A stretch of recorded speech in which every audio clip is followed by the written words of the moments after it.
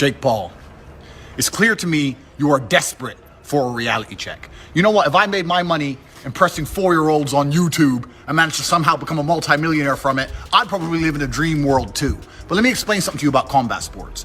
There are a whole bunch of men out here who will never be as famous as you, will never make the money you've made, who would kick the living fuck out. Joe Rogan just exposed Andrew Tate, the self-proclaimed top G, for rejecting the Jake Paul fight. Tate didn't just challenge Jake Paul, he made a whole theatrical spectacle out of it. He called out Paul with an irresistible deal, a mega money fight that would eclipse every YouTube boxing match ever.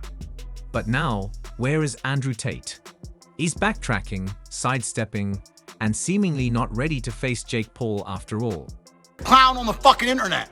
If you want to fight and you want to send a contract, send one to me. I will take a few weeks break from living my retired life to kick the living fuck out of a fucking goofy, fucking entitled dickhead like you.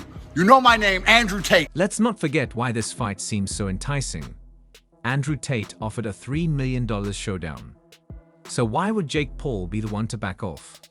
Could it be that Tate himself is having second thoughts, realizing Jake might not be the easy target he initially assumed? My brother doesn't fuck you up, I will. And it has to go down. But I don't think he gets in the ring with one of them. But here's the kicker.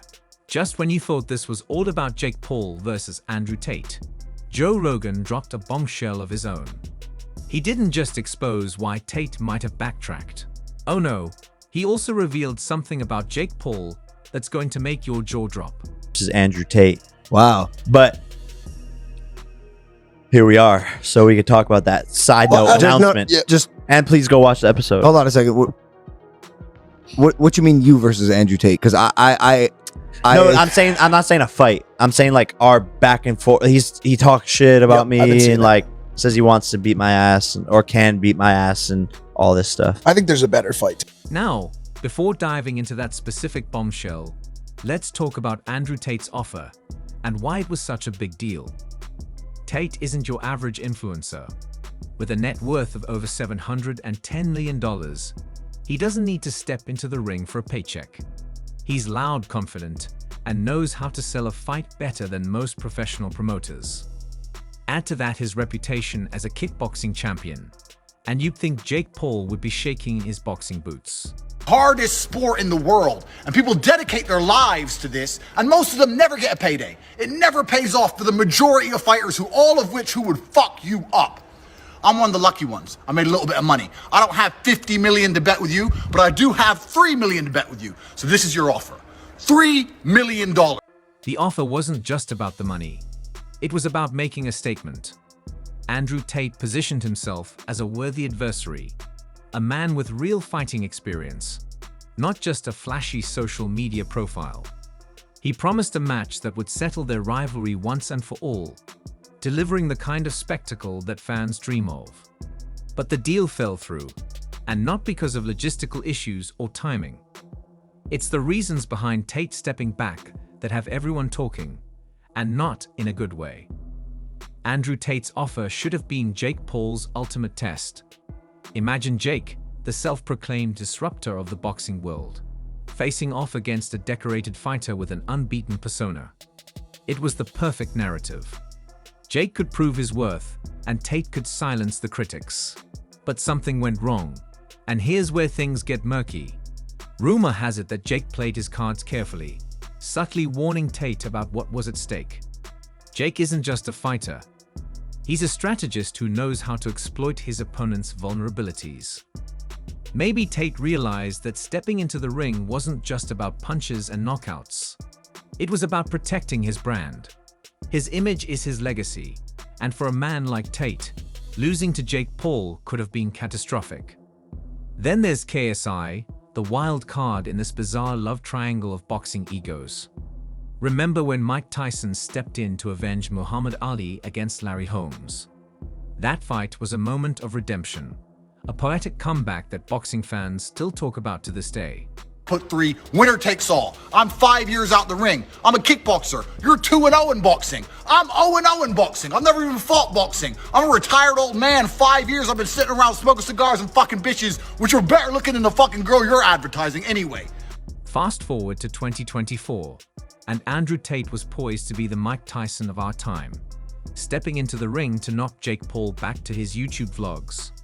What happened instead? Nothing. No fight, no epic revenge, no poetic justice. And here's where things get even murkier. Could it be that TSI, who's made a career out of strategically picking fights he can win, whispered a word of caution into Tate's ear?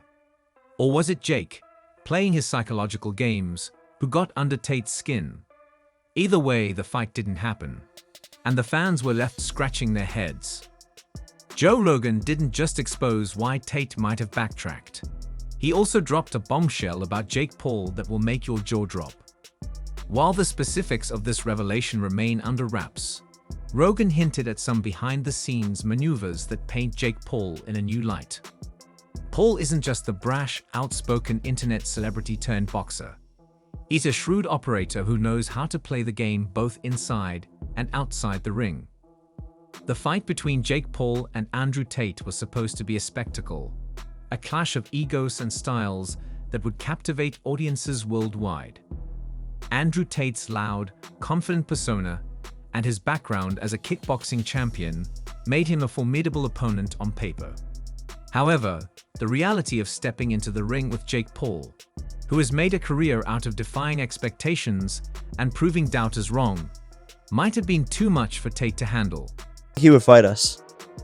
Come on, he's the top G. Nah, Come on, he's the top G. I don't think he would fight us. Come on. And he called me out like 2 years ago. And I remember seeing it. I was just like, swipe up, like, okay, who the fuck is this guy? Like, don't care. That was when everyone was calling me out. And then some interviewer recently asked, like, do you know who, or would you fight Andrew Tate? And that's when I seen this guy like starting to fucking pop up all over the internet. In the end, what we got was a lot of hype and no payoff. Fans were left disappointed, and the potential for an iconic moment in boxing history slipped away. The reasons behind Tate's retreat and Jake Paul's strategic brilliance are now the stuff of speculation and debate. One thing is clear: in the world of boxing, and especially in the realm of influencer boxing, nothing is ever as straightforward as it seems. For rejecting the Jake Paul fight, Tate didn't just challenge Jake Paul. He made a whole theatrical spectacle out of it. He called out Paul with an irresistible deal, a mega money fight that would eclipse every YouTube boxing match ever. But now, where is Andrew Tate? He's backtracking, sidestepping, and seemingly not ready to face Jake Paul after all. Let's not forget why this fight seems so enticing. Andrew Tate offered a $3 million showdown. So why would Jake Paul be the one to back off? Could it be that Tate himself is having second thoughts, realizing Jake might not be the easy target he initially assumed?